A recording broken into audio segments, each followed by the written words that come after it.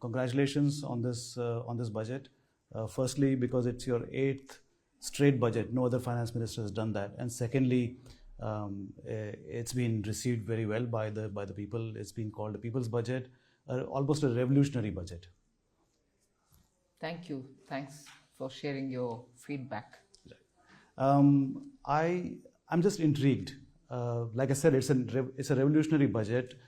At no point in history has the tax burden has been reduced so much in one fell swoop.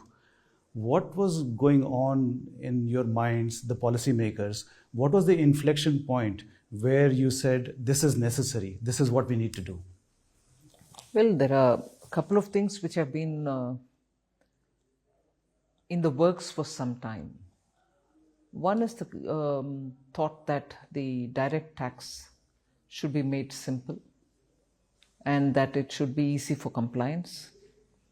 And the tome that goes in the name of direct taxation or Income Tax Act will have to be a lot more simpler. So that work, as I announced in the July 24 budget, within 6 months we were getting ourselves ready to get that income tax, the new act, ready. So in the process, although the emphasis was more towards simplifying the language, reduce the compliance burden, and also to make it a bit more user-friendly, and not let it be suffering due to various interpretations, which also was sought to be termed as rent-seeking tools. So we were essentially working on that. Mm-hmm. At that time, as I specified in the July budget, it wasn't talking about rate restructuring. Although, for several years now, we've been looking at the ways in which the rates can be a lot more reasonably taxpayer-friendly. And therefore, that work was also going on. Equally, after July budget, there was this voice of the middle class, which felt that they were ending up paying the tax, never mind. They were absolutely proud and happy to be taxpayers of this country, but also felt they don't seem to have much coming in the way of redressing their problems.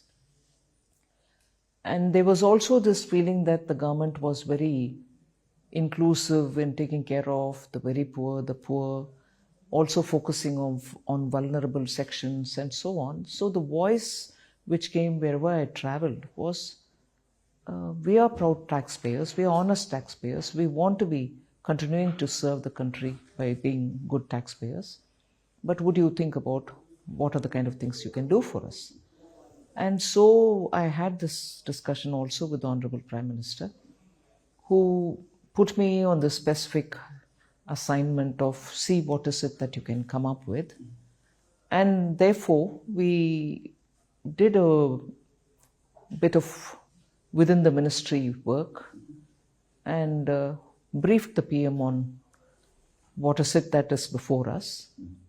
And guided by him, we've come up with this. Was he on board immediately as soon as you went up with this proposal? Because it is a lot of financial burden for you. There were various different aspects to getting this proposal.